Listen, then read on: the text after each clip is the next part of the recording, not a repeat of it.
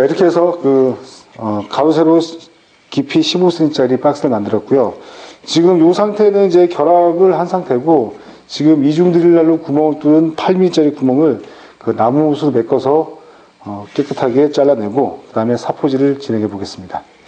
자, 나무 못은 일반적으로 저희가 8mm짜리 나무 못을 시중에 살 수 있는데, 기존의 나무 못을 사용할 경우에는 같은 나무의 수종이 아니기 때문에 색칠하면은 그 부분이 다른 색으로 보이거나, 물론 진한 색을 칠하면 괜찮겠지만, 진한 색이나 흰색, 화이트는 괜찮은데, 특정 컬러를 칠할 경우에는 그 나무 못하고 또 기존에 사용한 소재하고 색깔이 먹는 정도가 틀려가지고 눈에 확연하게 보일 수가 있습니다. 그래서 저희는 나무 못을 만들 수 있는 비트를 가지고 나무 못을 직접 만들어서 구멍을 메꿔 보겠습니다. 보시면 이렇게 요 비트는 드릴에 꼽아서 사용하는 비트인데, 원래는 이제 드릴 프레스, 그러니까 이렇게 드릴을 회전시키고 위에서 내리면서 수직으로 뚫어주는 드릴 프레스라는 장비가 있는데, 이 장비에 껴서 사용하시면 가장 좋고요. 드릴 프레스가 없으면은 일반 드릴에다 고정하셔가지고 구멍을 뚫어서 사용하시면 되겠습니다. 자, 이건 8mm 목심을 제조하는 비트고요. 이게 8mm짜리도 있고 6mm, 10mm 더 큰 것도 가공할 수 있는 비트들이 다양하게 나와 있습니다. 구멍을 뚫으실 때는 완전히 통과해서 뚫지 마시고 일정 깊이까지만 뚫으셔야 됩니다. 완전히 통과되시면 이 사이에 목심이 껴가지고 끄집어냈는데 애를 먹습니다. 한번 뚫어보겠습니다.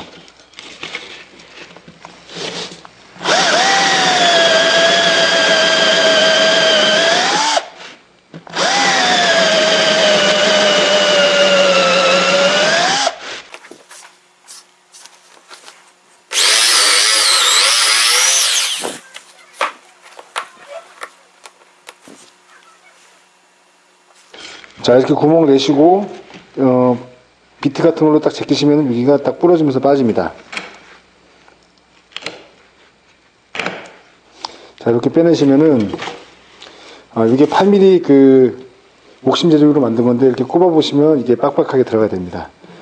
근데 작업하시다 보면은 실제 이중드릴날에 나사 머리가 들어가는 부분이 8mm지만 실제로 재보시면은 8mm보다 큰 경우도 있고 좀 작은 경우도 있습니다. 작은 경우는 차라리 이렇게 빡빡하게 들어가면 좋은데, 큰 경우에는 이 사포를 이용해서 좀 연마하셔서 쓰시면은 이 이중드릴날에 머리가 들어가는 부분을 좀 줄일 수가 있습니다. 줄이실 때는 꼭 회전 방향을 역방향, 그러니까는 나사를 조이는 방향 말고 푸는 방향으로 회전시키셔야 됩니다.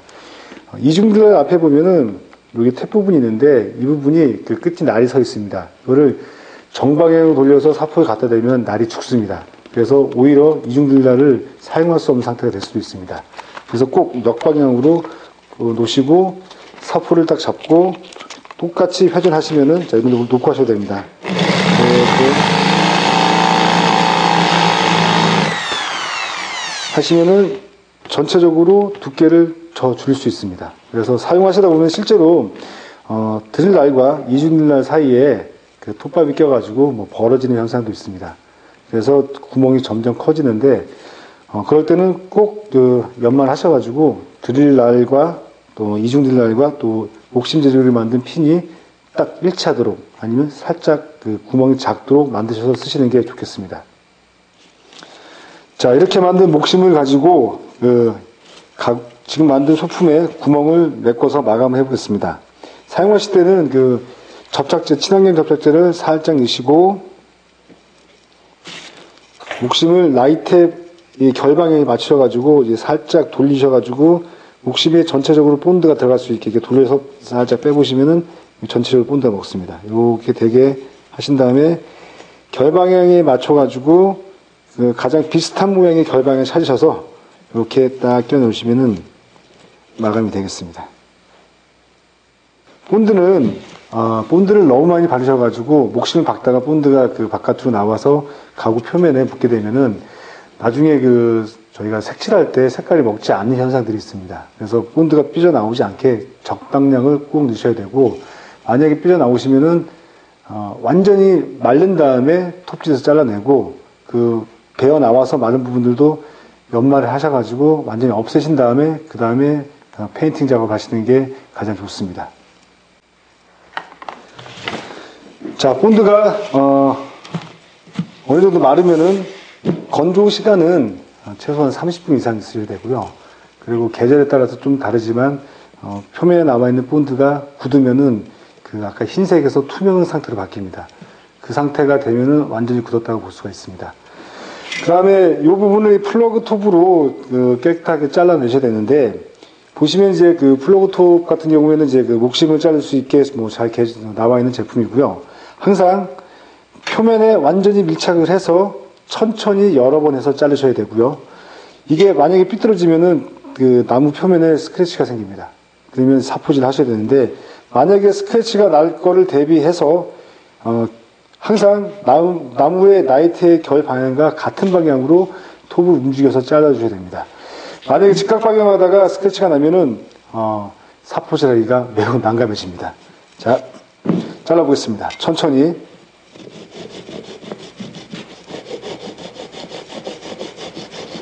자, 얘도 마찬가지로 절반 정도 자르시고 반대쪽에서 자, 이렇게 나머지를 해서 잘라서 이렇게 마감을 하겠습니다.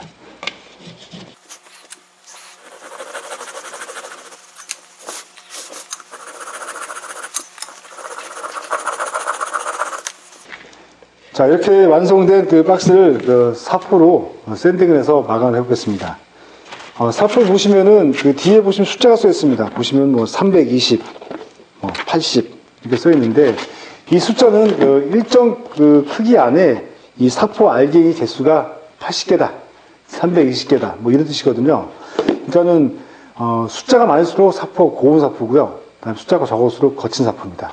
거친 사포는 처음에 모서리를 죽이거나 각을 잡을 때 사용하고요. 그다음에 고운 사포로 마무리하고 깨끗하게 정리할 경우에 사용하고 있습니다. 저희가 그 사포를 할 때는 이제 뭐 물론 전동 사포도 있고 뭐 여러 가지가 있지만 일단 손으로 하는 걸 연습하셔야 됩니다.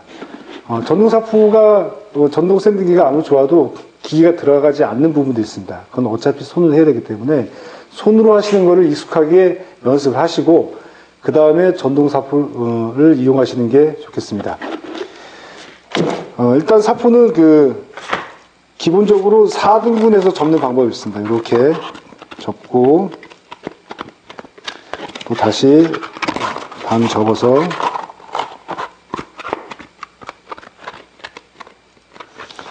한쪽을 찢습니다. 절반까지는. 자, 이렇게 해서 반 접고 이렇게 접고 다시 접어서 이 상태를 만들어 사용하시면은 네 면을 다 골고루 잘 사용하실 수 있습니다. 자, 기본적으로 한번 샌딩을 해보겠습니다. 샌딩을 해야 될 부분들은 먼저 각 모서리 부분들은 다 하셔야 되고요.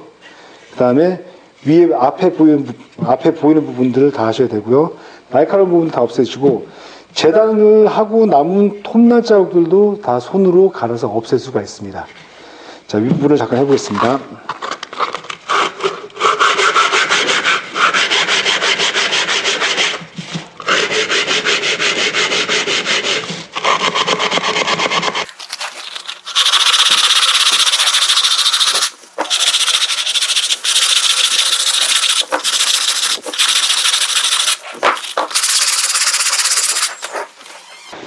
자, 나무옷을 메꾼 자리는 이런 식으로 마감을 하고요.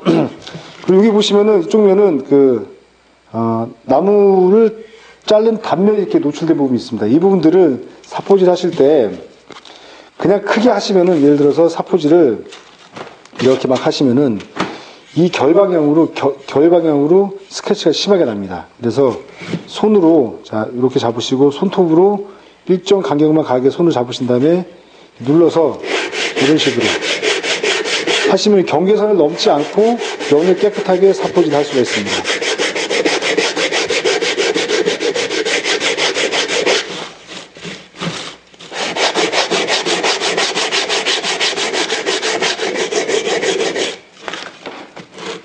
아니면은 나무 블록을 이렇게 대시고 안 넘어오게 하신 다음에 이렇게 잡고 이렇게 사포질을 하는 방법도 있습니다. 자, 이렇게 해가지고 아직 마무리 안 됐지만 이 모서리 부분들 전체적으로 깨끗하게 사포질을 하셔야지 나중에 색칠할 때도 깨끗하게 나오고요. 그리고 육안으로 딱 보실 때 잘 안 보이지만 이제 햇빛이나 아니면 뭐 전등 밑에서 비춰서 이렇게 보시면은 아까 나무옷을 낄 때 삐져나왔던 본드들이 굳어있는 그 부분들이 눈으로 식별이 가능합니다. 그런 부분들을 다 찾으셔가지고 완벽하게 사포질 하셔야지 나중에 색칠하고 마감을 해서 완성이 됐을 때도 보기 좋은 제품을 만들 수가 있습니다. 스포츠 선수들이 외국에서 금메달리스트 코치들이 와가지고 수업을 할 때 현란한 테크닉이나 기술을 가르치지 않고 처음에는 스키는 A자로 쓰기, 수영은 뭐 팔 돌리기 등 가장 기본이 되는 것부터 하나씩 다시 연습을 시킨다고 합니다.